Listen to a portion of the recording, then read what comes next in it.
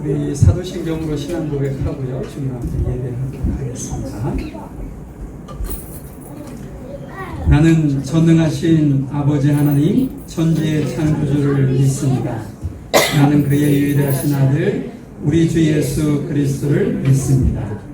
그는 성령으로 잉태되어 동정녀 마리에게서 나시고 본디오 빌라도에게 고난을 받아 십자가에 못 박혀 죽으시고 장사된 지 사흘 만에 죽은 자 가운데서 다시 살아나셨으며 하늘에 오르시어 전능하신 아버지 하나님 우편에 앉아 계시다가 거기로부터 살아있는 자와 죽은 자를 심판하러 오십니다. 나는 성령을 믿으며 거룩한 공교회와 성도의 구제와 죄를 용서받는 것과 몸의 부활과 영생을 믿습니다. 아멘. 네, 안녕하세요. 저희 이번 주 찬양 주를 바라보며 와 베드로의 고백이라 찬양 준비했는데요. 다 같이 찬양 드리면서 예배 시작드리겠습니다.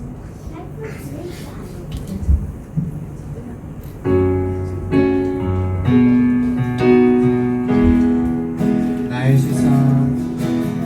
시선이 마음을 향할 때 자꾸 초라한 모습과 두려움이네.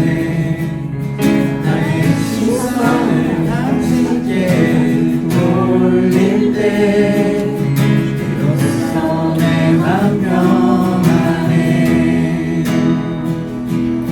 비로소 내 맘 평안해.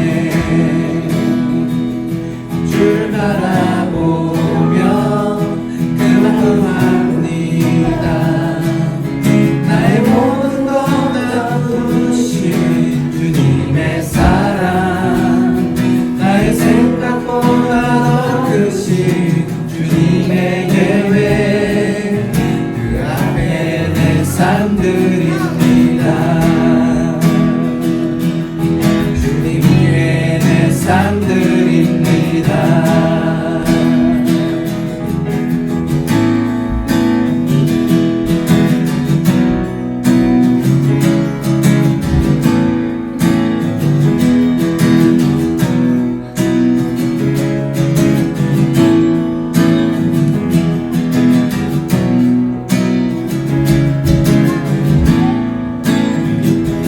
나의 시선이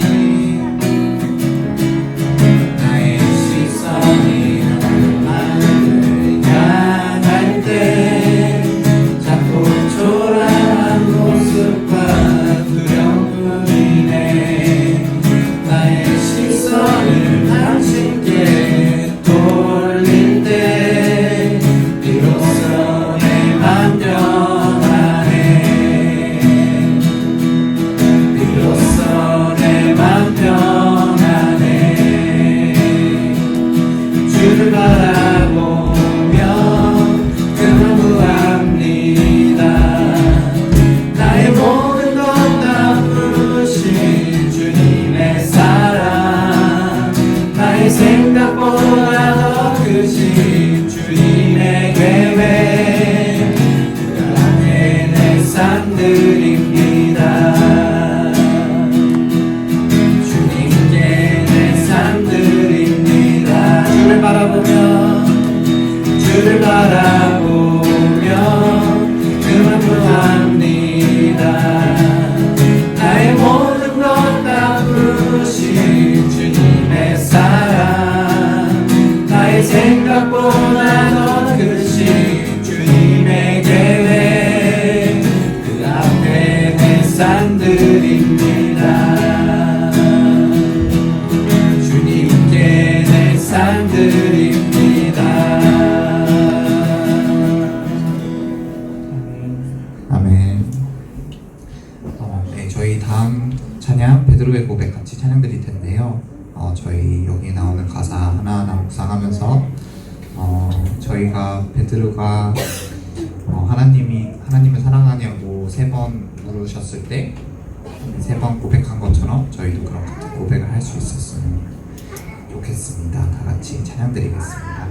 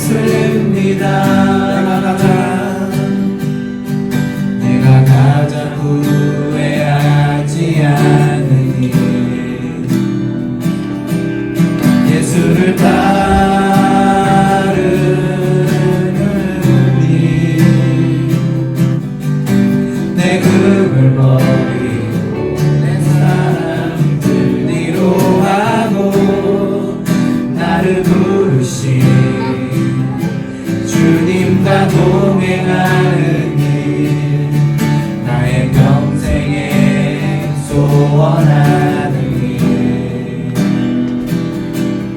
예수를 닮아가는 일 누군가를 떠나시고 사랑을 가르치신 나의 예수님을 사랑하는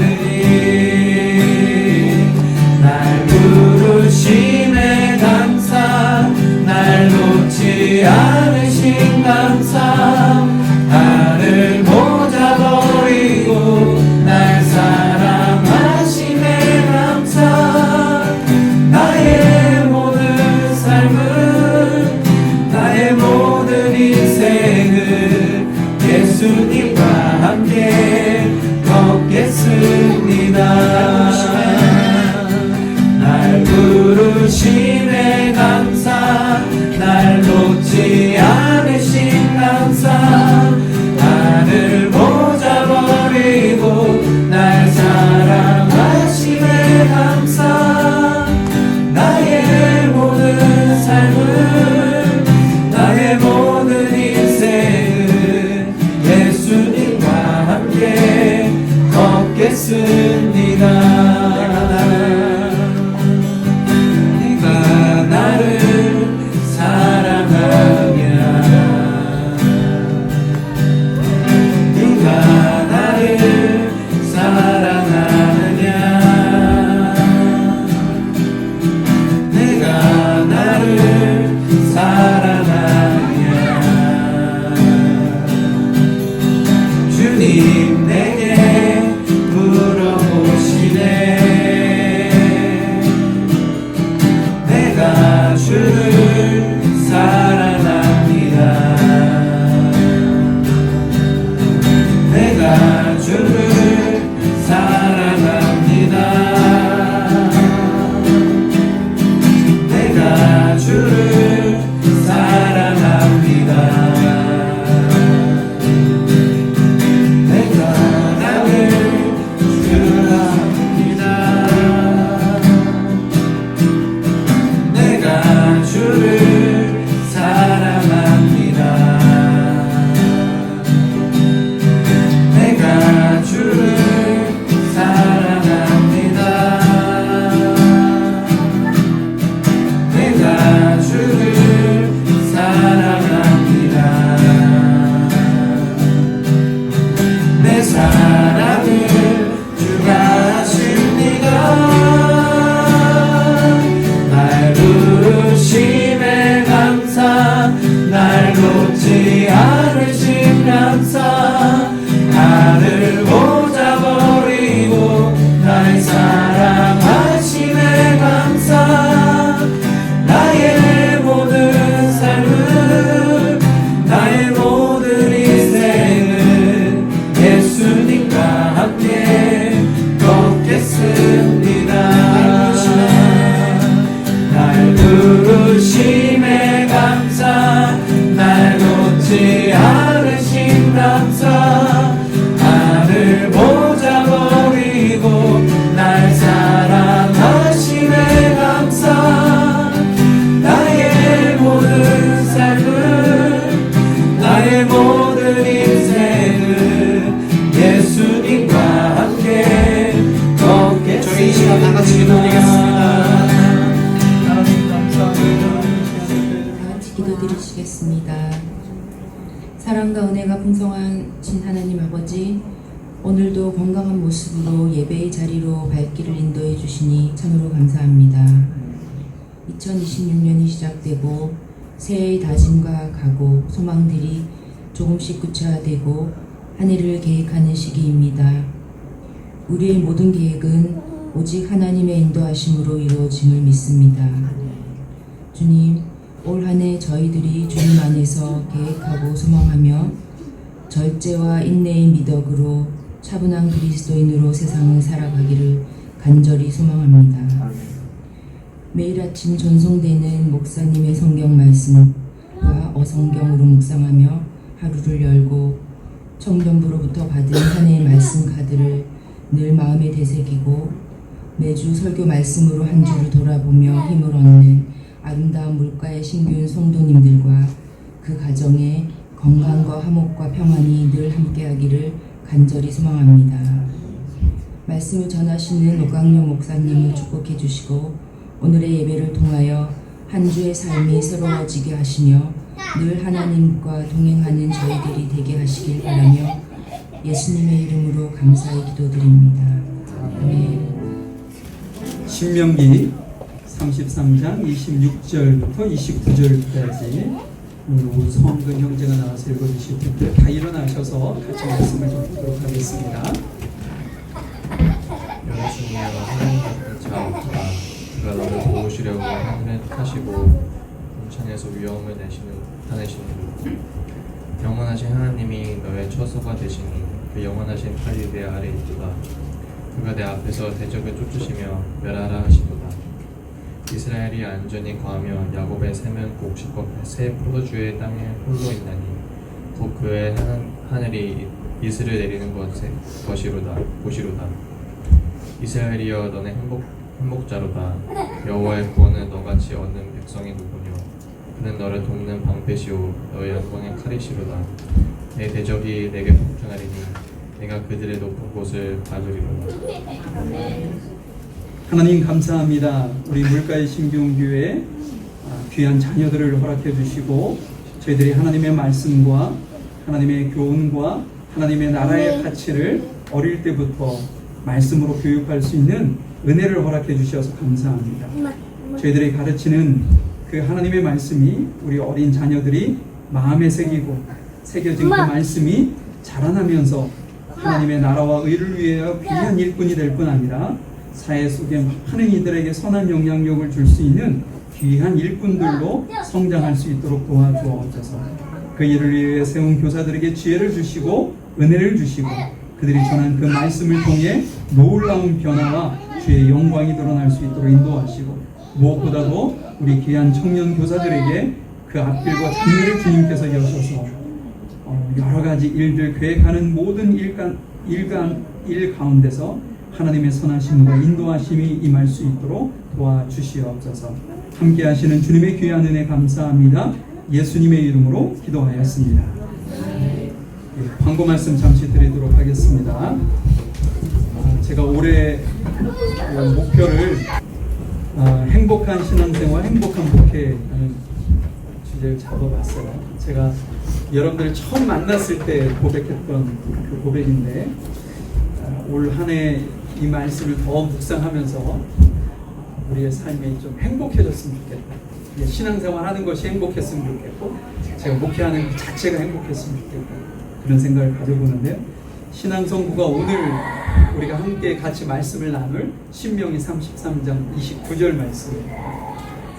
그 말씀에 오늘 보겠지만 이스라엘이여 너는 행복한 사람이고 여호와의 구원을 너같이 얻은 백성이 누구냐. 모세가 이스라엘 백성들에게 마지막 유언처럼 했던 축복의 기도의 내용입니다. 올 한 해 이 말씀을 좀 붙들고 여러분들의 삶 속에 늘 풍성한 행복이 넘치는 귀한 은혜가 임하기를 간절히 소망해 보고요. 올 1월 제가 설교를 어디에 포커스를 둘 거냐면 이 행복이라는 것을 정체성에서 우리가 찾을 수가 있거든요. 그래서 그 정체성에서 찾을 수 있는 행복에 대해서 오늘부터 3주간 말씀을 좀 나눠보려고요. 다음 주에는 우리 김은아 집사님 기도 인도해 주시면 감사하겠고요.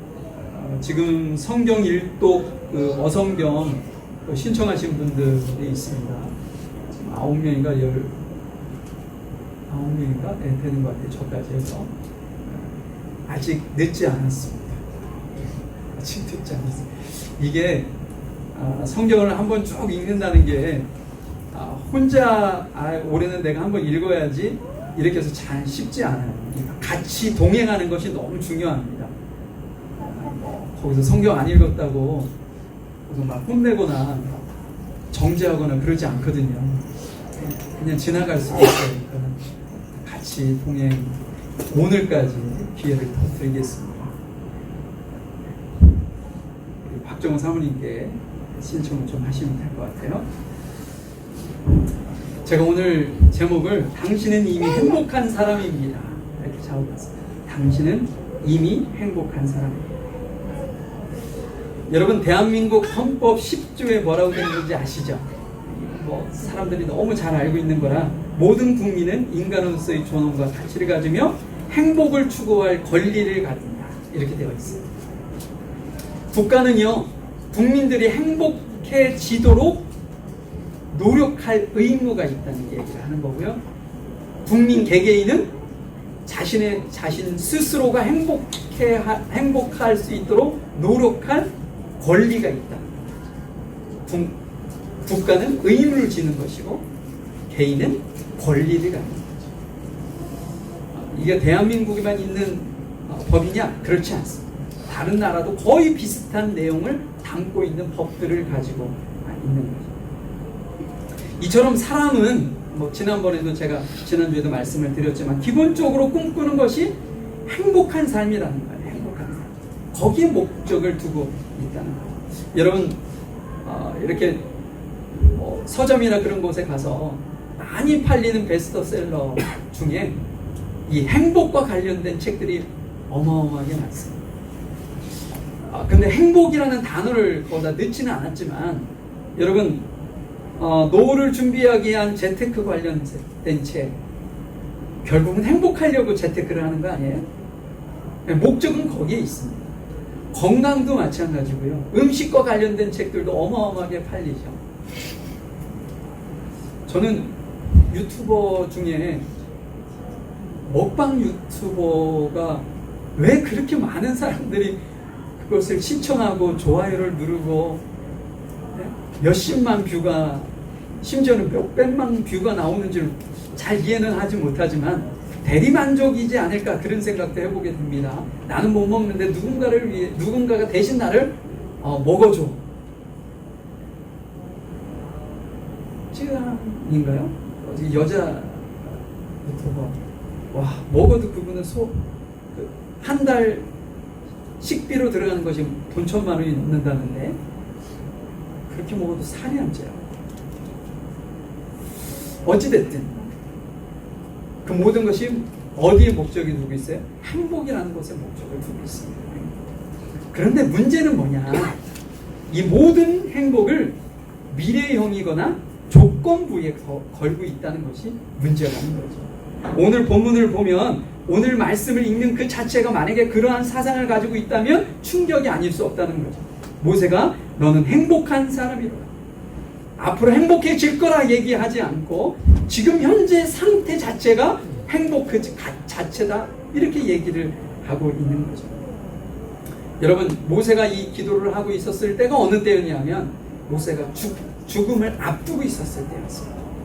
제가 사진 하나를 가져왔는데 지금 서 있는 분이 모세입니다.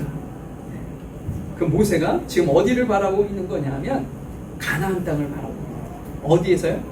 요단강 동편의 느보산이라는 곳에서 높은 곳에서 저 멀리 바라보아지는 그 가나안 땅, 하나님께서 주시기로 약속했던 그 가나안 땅을 바라보고 있는 거예요.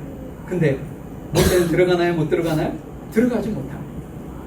자신의 죽음을 눈앞에 두고 있고 정말 아쉬운 마음과 안타까운 마음을 가지고 그곳을 바라보면서 누구를 위해 지금 기도하는 거예요? 이스라엘 백성들을 위해서 마치 유언하듯이 축복 기도를 하는 겁니다. 너는 세상에서 가장 행복한 사람이라고.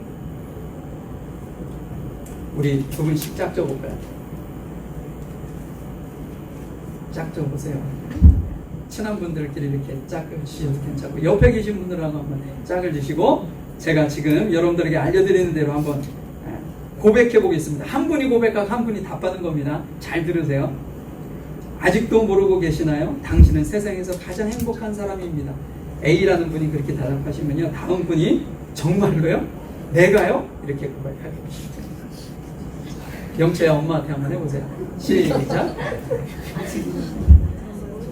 너희는 아직도 모르고 계시나요? 당신은 세상에서 가장 행복한 사람입니다.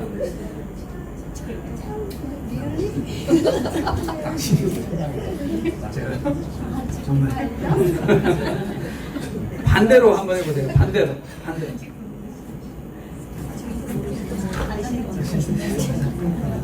아직도 모르고 계시나요? 당신은 세상에서 가장 행복한 사람. 정말요? 제가요? 여러분, 정말 우리가 하나님께서 보시기에 너는 정말 행복한 사람이야 라고 말씀하시는데, 그렇다면 그 근거가 뭘까? 모세가 지금 이스라엘 백성들에게 지금 전혀 행복하다고 생각되어지지 않는 그들에게 야 너는 행복해. 근데 그 근거를 어디다 두고 있느냐? 이제 오늘 말씀을 통해서 한번 좀 확인해 보고 행복의 실체를, 그래서 그 행복의 실체가 우리의 삶을 감격으로 회복시키는 은혜가 있기를 간절히 소망해 봅니다. 자, 26절 한번 읽어볼까요? 여스룬이여. 여기서 여스룬이라는 것은 이스라엘을 애칭으로 부르는 겁니다. 집에서 우리 남편과 아내가 상대방을 부를 때 이름을 부르지 않고 애칭을 부르는 것처럼 지금 요 여스룬이라는 것이 그런 사랑을 담은 애칭입니다. 여스룬이여 하나님 같은 이가 없더라. 그가 너를 도우시려고 하늘을 타고 궁창에서 위엄을 나타내시는도다. 여러분, 우리가 첫 번째로 행복한 이유가 뭐냐? 우리를 도우시는 그 하나님이요, 무엇과도 비교할 수 없는 존재라는 거예요. 여기 뭐라고 했어요? 하나님 같은 이가 없도다, 이렇게 얘기했어요. 하나님과 같은 이가 없도다. 세상의 그 어떤 신도, 세상의 그 어떤 권력도 아무리 많이 가진 재산과 어떤 명예도 우리 하나님과 비교할 수 없다는 겁니다. 근데 이렇게 비교의 대상이 되지 않은, 비교의 대상이 없는 그 하나님께서 어떻게 하신다고요? 우리를 도우시기 위해서 하늘을 타고 오신다는 거예요. 마치 자녀가 지금 위험에 빠져 있었을 때 부모가 모든 만사를 제쳐놓고 자녀에게 달려가는 것처럼 하나님께서 우주 저편에서, 이 표현대로 얘기한다면 우주를 가로질러 우리를 도우시기 위해서 지금 하나님께서 오신다, 이렇게 말씀을 하고 있는 거죠.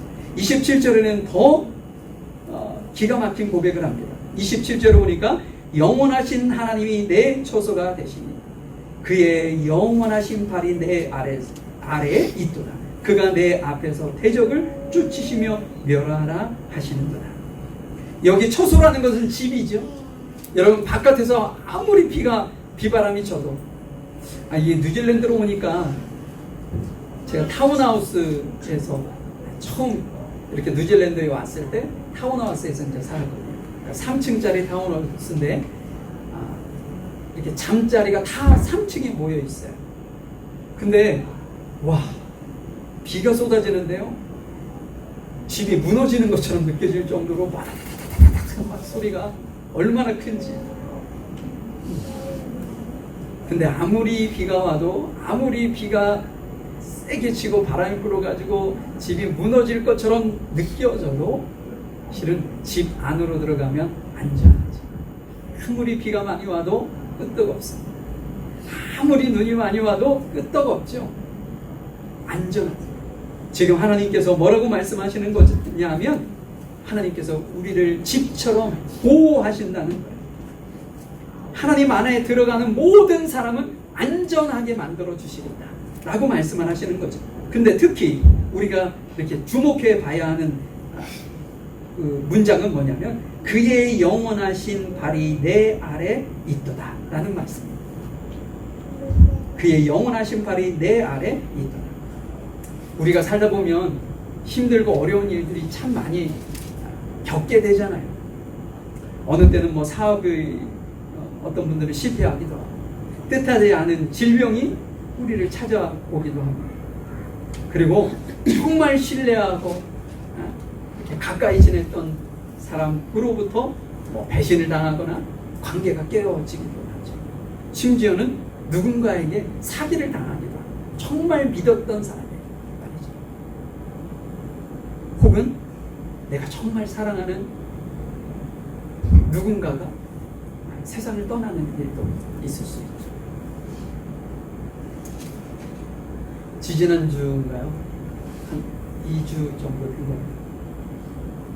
호스피스 병동에 들어간 사모님이 계셨어요. 그래서 저희가 가서 인사를, 그 목사님이 연락이 왔어요. 마지막인 것 같은데 오셔서 인사하고 싶으신 분들은 오셨어요. 그래서 이제 그곳에 갔는데 바로 들어가지 못했어요. 왜냐하면 의사가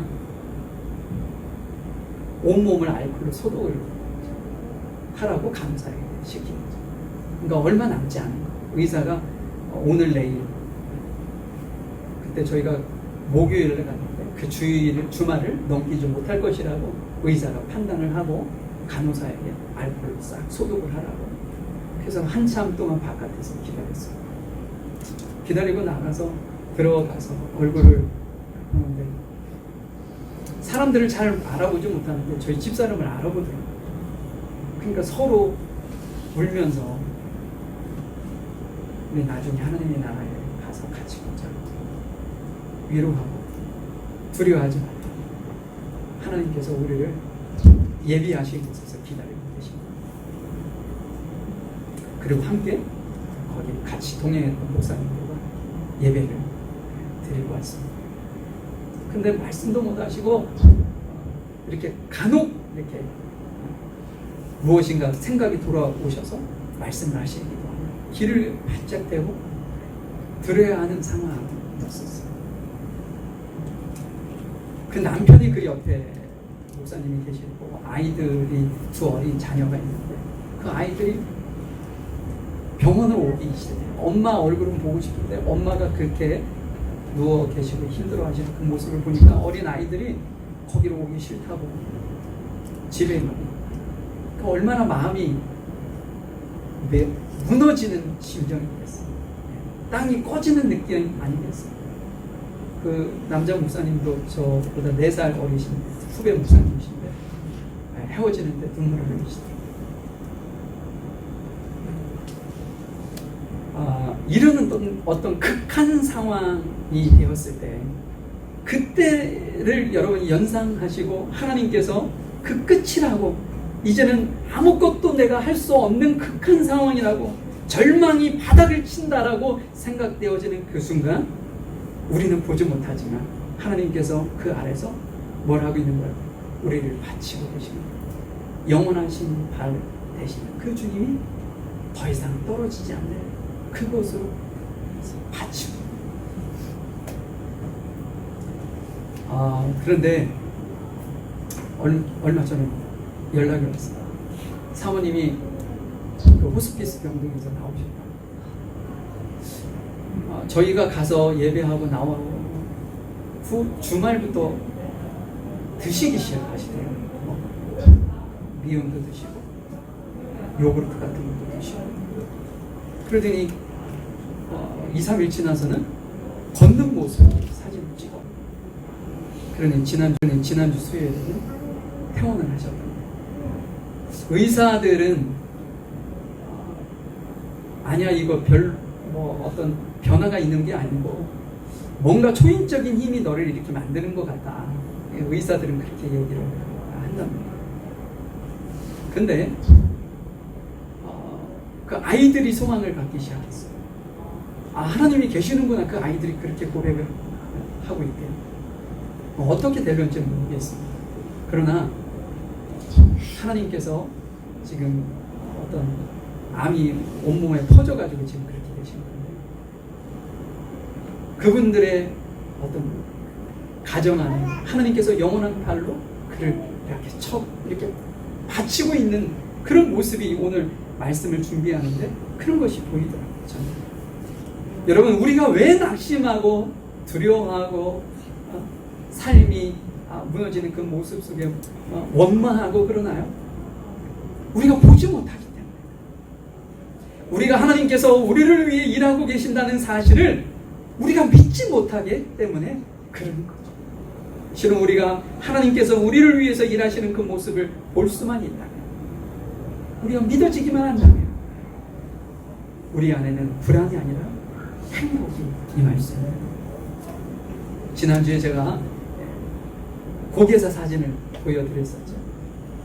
한쪽에서 고개사가 그네를 붙들고 쫙 내려와서 어느 시점에 본인이 그 손을 놔야 하는지를 아는 거예요. 그래서 손을 탁 놓고 그가 믿을 수 있는 건 뭐라고 했습니까? 반대편에서 자기를 붙들어 오는 그 사람에게 모든 것을 맡기고 손을 뻗는 일밖에 없습니다. 그 사람이 무엇인가 잡는 게 아닙니다. 반대편에서 날아오는 그 사람이 그를 낚아채는 거죠. 우리의 인생이 이와 마찬가지입니다. 우리가 지금 현재 허공으로 내던져진 것 같은 두려움이 엄습하는 삶에서 우리가 기억해야 할 것은 그 아래서 나를 바치고 계시는 영원하신 하나님의 팔이 있다는 사실. 이것을 우리가 믿고 이것을 볼 수만 있다면 우리는 행복한 자인 거죠. 자, 28절 말씀을 볼까요? 이스라엘이 안전히 거하며 야곱의 샘은 곡식과 새 포도주의 땅에 홀로 있나 곧 그의 하늘이 이슬을 내리는 것이다. 여러분, 두 번째 우리가 행복한 이유는요, 하나님께서 우리에게 안정과 필요를 채워주고 계신다는 사실 때문에. 안전히 거한다는 것은요, 그냥 주변에 누군가하고 전쟁이 없거나 누군가하고 싸움이 없거나 이런 것만 묘사하는 것이 아니라 그것을 넘어선 하나님께서 우리의 울타리가 되어주신다는 말씀. 하나님께서 울타리가 되어주셔서 그 누구도 그 울타리를 넘어와서 우리를 해할 수 없게 하나님께서 우리를 보호하신다는 말씀을 하고 있는 거죠. 또한 여기에 야곱의 샘, 곡식과 새 포도주, 하늘의 이슬. 여러분, 광야 같은 세상에 우리가 사는 세상은 마른 땅에 아무것도 날 것 같지 않아 보이는 시대를 우리가 살아가고 있죠. 근데 하나님께서 이스라엘 백성들을 광야 40년 동안 어떻게 됐어요? 하늘에서 만나를 내리셔서 먹이시고 입히시고 이끌고 가십니다. 그것을 지금 모세가 이스라엘 백성들에게 상기시키는 것. 세상은 늘 우리를 불안하게 만들고 행복하게 만드는 이야기는 별로 없어. 경제가 어렵고 전염병이 침몰할 거고 미래가 불확실하다. 좋은 소식은 잘 들리지 않고 별로 관심이 없는 시대를 우리는 살아가고 있습니다. 여러분, 그러나 성경은 우리에게 아주 기가 막힌 고백을 해요. 홀로 있다라고 말합니다. 이 홀로 있다라는 것이 실은 남들로부터 분리된 고독함을 의미하는 것이 아니에요. 하나님께서 구별해 놓으셨다는 말씀을 합니다. 세상의 많은 풍파 속에서도 하나님께서 우리를 딱 떼어서 특별한 존재로 이렇게 분리해서 지키고 있다는 것. 여러분, 요한복음 14장 27절에 평안을 너희에게 주노니 곧 나의 평안을 너희에게 주노라. 내가 너희에게 주는 것은 세상이 주는 것과 같지 않다. 너희는 마음에 근심하지도 말고 두려워하지도 말아라. 여러분, 세상이 주는 평안은 잠깐입니다. 잠깐.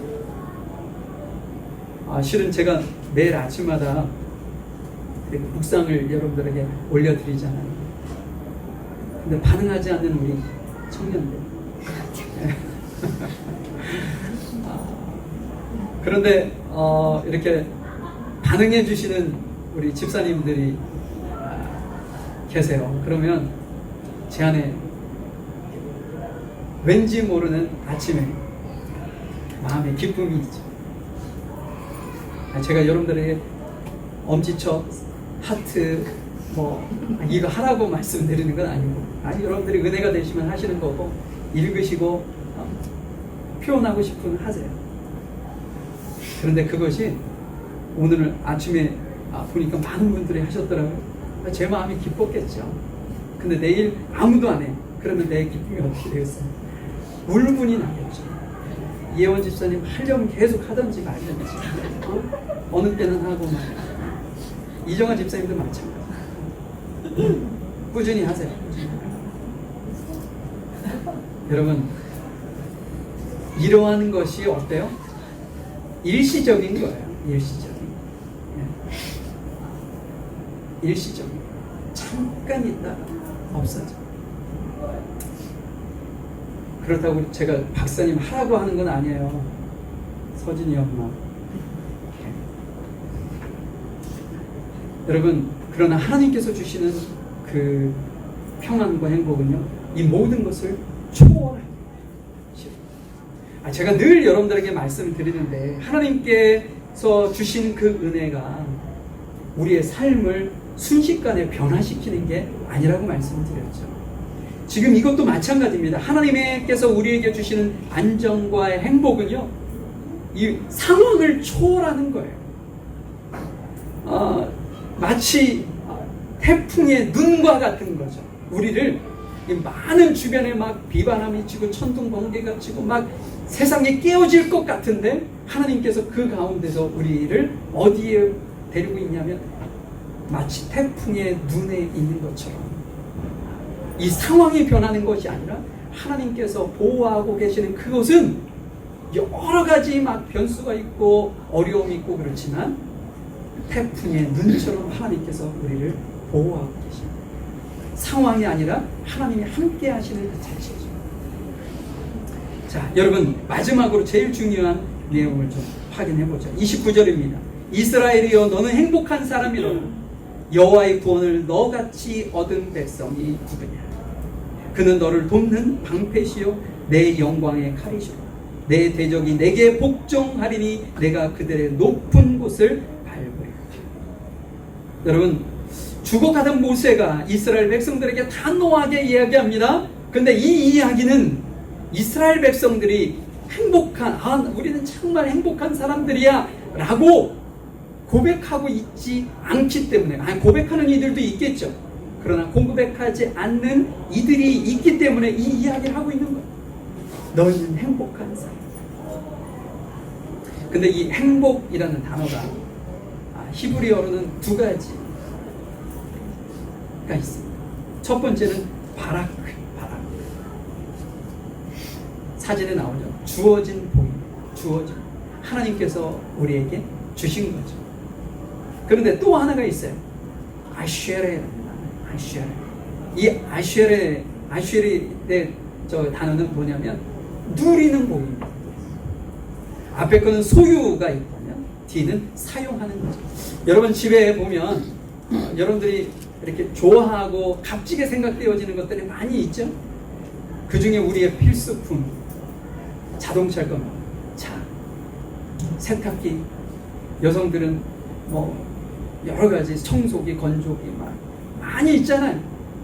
근데 만약에 제가 그것을 가지고 있는 그 자체만으로도 놀라운 복인데, 그것을 사용 못하면 아쉬레의 복은 우리가 누리지 못하는 거예요.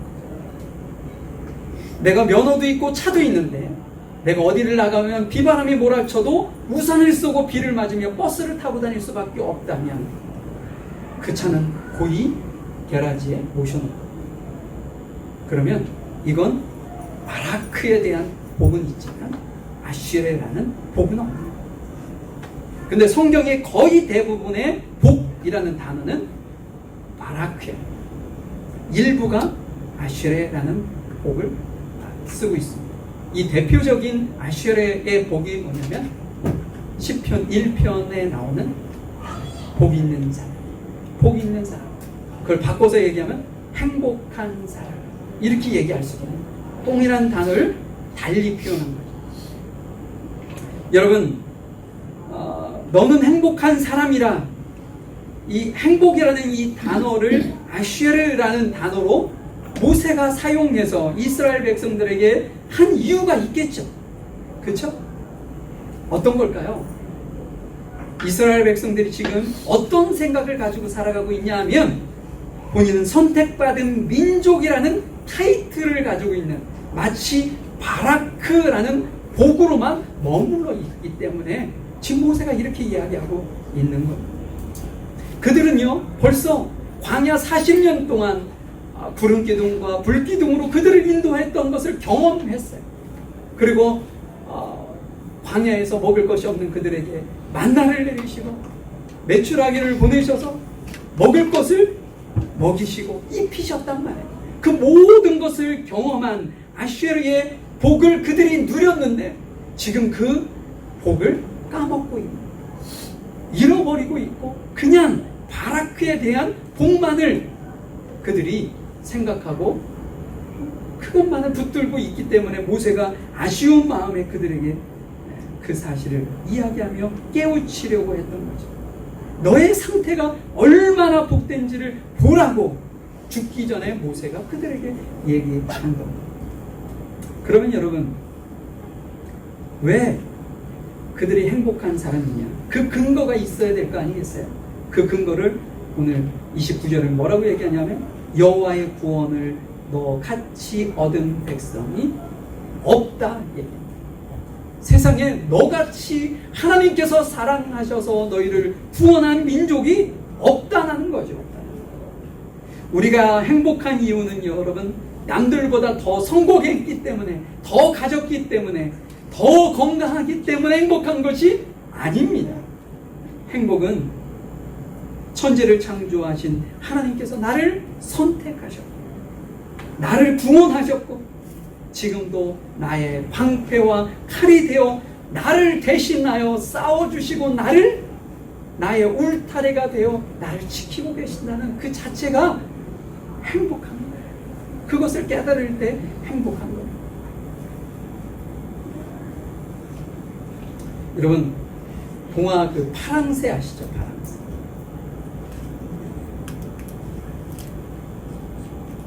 어릴 때 읽어봤던 기억이 납니다. 오늘 말씀을 준비하는데 그때 그 파랑새가 생각이 나더라고요. 여러분, 어느 날 다 아시는 내용이니까 간단하게 제가 묘지를 말씀을 드린다면, 크리스마스 전날, 그러니까 가난한 나무꾼의 두 자녀가 있었죠. 틸틸과 민틸. 근데 그 두 남매에게 유술쟁이 할머니가 찾아와서 이렇게 얘기합니다. 아픈 내 딸을 위해 행복을 가져다주는 파랑새를 좀 찾아다오. 그 순진한 두 남매가 그 행복을 찾아주는 그 파랑새를 찾기 위해 길을 떠나는 모험을 다룬 동화가 파랑새죠. 그가 추억의 나라도 가봅니다. 할머니의 외할아버지, 할머니, 돌아가신 할머니, 할아버지도 봤어요.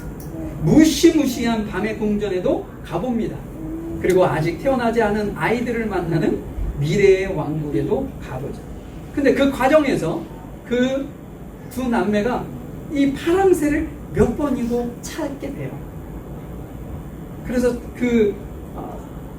새장에 그 파랑새를 잡아가지고 이렇게 나오면 추억의 나라를 벗어나면 바로 다른 색으로 바뀌고, 어마어마한 그 어둠의 나라에서 나오자 빛을 보자 그 새가 그냥 바로 죽어버려요. 그래서 결국은 힘들게 찾아다녔지만 빈손으로 집으로 돌아오게 되죠. 그래서 너무 고달파서 잠을 잡니다. 그리고 그 다음날 아침에 일찍 깨서 자신의 머리맡에 옆에 이전에 있었던 그 새장을 보고 깜짝 놀라죠. 왠가요? 그 새장 안에 파랑새가 있었습니다. 그때 틸틸이 이렇게 고백하죠. 우리가 저 먼 곳까지 가서 찾아 헤맸는데 파랑새가 줄곧 여기에 있었네. 이렇게 고백합니다. 여러분, 이 동화가 우리에게 주는 의미는 뭔가요? 우리는 행복은 멀리 있다고 생각해요. 과거형이라고 생각해요. 내가 젊었을 때 어떻게 살면 내 노년이 행복할 거야. 그래서 내가 재테크를 이렇게 해.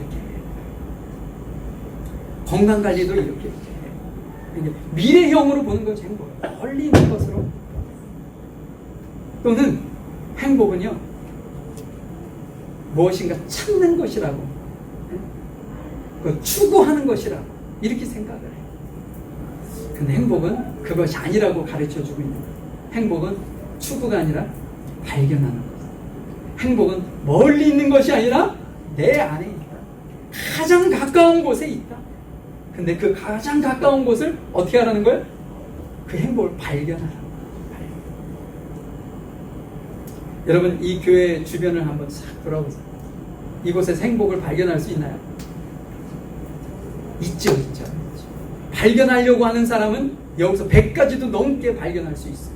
그런데 눈이 다치고 보지 못하는 이는 여기에서 이 무슨 초라하고 비가 내리면 더더군다나 설교자의 소리도 안 들릴 정도로 시끄러운 이 공간이 뭐 그리 행복한 장소겠어 라고 생각을 할 수 있습니다.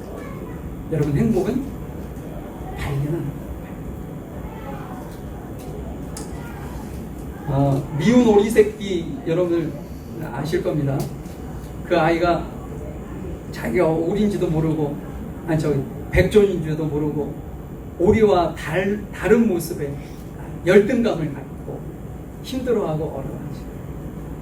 근데 그 오리가 미운 오리가 언제 자신의 본질을 깨닫고 행복해지나요? 물에 비친 자신의 모습을 비춰보고 내가 쟤네들하고는 전혀 비교할 수 없는 거구나. 이게 실은 자신을 스스로 볼 수 없기 때문에 생긴 일이죠. 누군가 연탄 이렇게 나르시는 분들이 있으면 상대방이 여기에 이쪽에 시커먼 연탄재가 있으면 자기도 여기에 뭐가 묻은 것으로 생각한다니까. 자신 스스로 못 보니까 야 여기 좀 치워봐 하고서 이렇게 손을 미끄러면 자기도 못 보는 거죠. 여러분 미운 오리 새끼가 자신이 백조라는 사실을 알게 됐을 때 그는 자신의 어떤 존재감이 회복이 되었고 자신이 행복한 존재라는 것을 그때서야 깨닫게 됩니다. 여러분 우리가 하나님께서 우리를 이렇게 영원히 불행할 수밖에 없는 존재였는데 예수님께서 우리를 위해서 십자가에 피 흘려 돌아가신 분이어서 우리 그분의 자녀로 삼아 주셨습니다. 자녀가 된 그 놀라운 우리의 어떤 아이덴티티가 바뀐 이 사실을 우리가 깨닫게 되어지는 그 순간 우리는요 그 누구과도 견줄 수 없는 나는 행복한 존재라. 지금 모세가 이스라엘 백성들에게 얘기했던 것처럼 너는 행복한 사람이야. 세상에 그 누구보다도 행복한 존재 라고 얘기하는 그 말을 그냥 척하고 알아듣게 되는 거죠. 여러분 이제 여러분들에게 주어진 행복을 좀 선포하며 사셨으면 좋겠습니다. 선포. 여러분이 매일같이 거울을 보시잖아요. 거울을 보실 때마다 혹은 여러분들에게 어려운 일이 있어서 힘들게 하고 마음을 답답해하게 하고 나를 힘들게 하고 막 깔아지게 만들고 이런 상황이 될 때 고백해보세요. 나는 행복한 사람. 하나님이 나를 구원하십니다. 그래서 제가 다음 주부터는 예배 전에 여러분들이 고백할 선언문을 제가 작성했습니다. 그래서 다음 주부터는 우리가 사도신경 신앙 고백하기 전에 먼저 선언문을 좀 1년 동안 고백을 해보려고 해요. 왜냐? 기억하는 것이 중요하기 때문에 그렇습니다.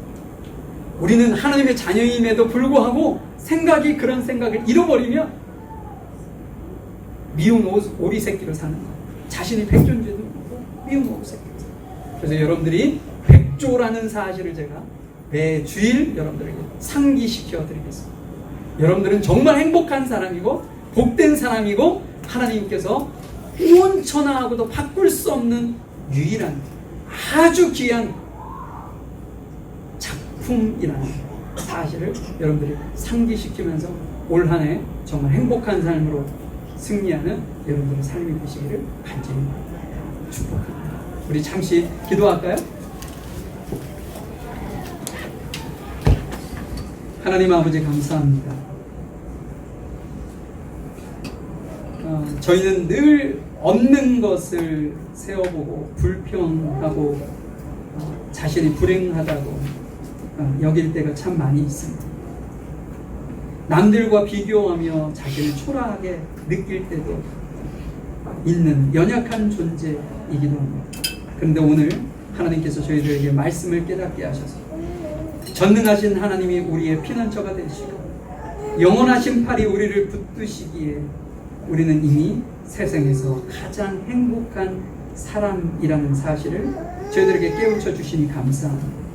이 구원의 감격과 안전한 신분을 잊지 않게 하여 주시고 세상의 파도가 몰려올 때 내가 하나님의 보호 아래 있는 행복한 자임을 기억하면서 넉넉히 이겨낼 수 있는 우리의 모든 삶이 될 수 있도록 도와주시옵소서.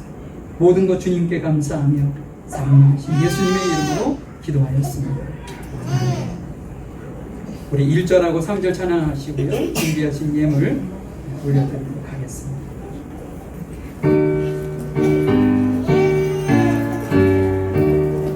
내게 있는 모든 것을 아낌없이 드리네.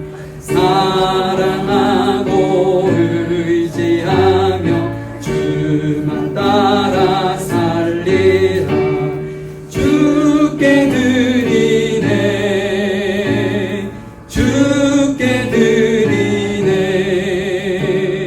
사랑하는 구주 앞에 모두 드리네. 내게 있는 모든 것을 주를 위해 드리네. 주의 성령 충만하게 내게 내려주소서. 주께 드리네. 주께 드리네. 사랑하는 구주 앞에 모두 드리네. 아멘. 하나님 감사합니다. 이 시간도 주님의 은혜에 감사하면서 우리의 마음과 생각과 뜻과 정성을 모아 감사헌금, 주일헌금, 11조 성교헌금 갖가지 헌금으로 주님 앞에 우리의 마음과 우리를 드리는 심정으로 드리는 우리의 귀한 성도들과 가정을 주님께서 복주셔서 하늘의 신령한 복과 땅에 기름진 것이 한순간도 끊이지 않고 늘 충만히 넘칠 수 있도록 은혜를 베푸시고 축복하여 주셔서 하나님의 나라와 의를 위하여 헌신하고 귀하게 사용되어질 뿐 아니라 세상의 많은 이들에게 하나님의 살아계심을, 하나님의 사랑을, 하나님의 은혜를 전하는 귀한 도구들로 사용되어지기에 부족함이 없도록 은혜를 베풀어 주시옵소서. 이 예물이 사용되어지는 곳곳마다 30배, 60배, 100배의 결실을 할 수 있도록 도와주옵소서. 오늘도 사랑하는 귀한 성도를 위해 귀한 식사를 준비한 집사님 계십니다. 주님께서 은혜를 베풀어 주시고 그의 정성과 주를 섬기고자 하는 마음으로 귀한 성도들을 섬기는 그 모든 것을 보시고 그 가정 안에 놀라운 은혜와 축복이 있게 하시고 자녀들에게 은혜와 축복이 임하게 하시고 계획하고 뜻하는 모든 바가 주 안에서 형통하는 놀라운 은혜와 축복이 임할 수 있도록 도와주옵소서. 함께 식사를 교제하는 모든 성도들에게도 동일한 은혜가 임할 수 있도록 은혜를 베풀어 주시기를 원합니다. 지금은 우리 주 예수 그리스도의 크신 은혜와 아버지 하나님의 무한하신 사랑하심을 성령님의 인도하시고 내주하시고 교통하시고 하나님께서 우리 존재 자체가 행복이라고 말씀하셨던 그 행복을 주님이 오시는 날까지 잊지 아니하고 행복을 찾아 돌아다니지 아니하고 내 안에 성령께서 임하셔서 우리에게 놀라운 행복의 비결과 축복을 내리신다는 사실을 믿고 확신하며 살아가기를 원하는 모든 성도들 머리 위에와 이들의 가정과 사업장 일터위에 학업위에 지금부터 영원히 함께 하시기를 간절히 축원하옵나이다.